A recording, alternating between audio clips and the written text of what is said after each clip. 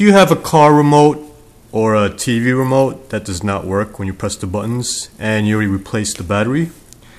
Well, this trick will make it work most of the time. You take a Q-tip or a couple of Q-tips, pocket screwdriver, and some alcohol. This is a GM key. This particular one is for an Impala, newer style Impala. What you do is you look all around over here on the side. There's one piece over here that's like a little slot. So you take your pocket screwdriver and you put it in that slot and just pry it open. And this is what you'll find. Now in this case, what happened to mine was I was pressing one button and it wasn't working. The rest were working now. And I had already put a brand new battery in. So, next step is pop this thing out. It just comes out like that. See? Now once you have this thing out, you see these little pads over here? That's where the buttons go on.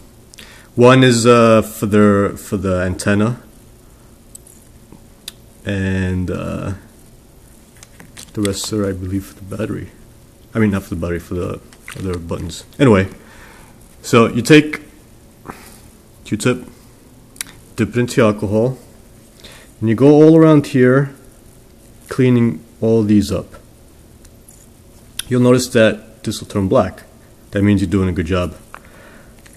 Also clean this over here, you know, these black buttons over here. And if you assemble it again and it doesn't work,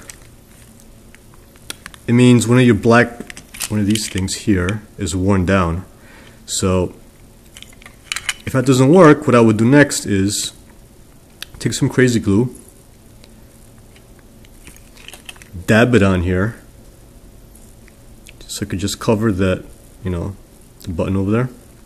Then take a little piece of flat aluminum foil, the size of this button, these buttons, these small little, you know, these little dots here, and put the aluminum foil on there, on these buttons.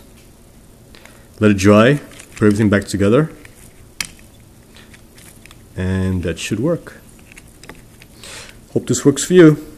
Take care, bye.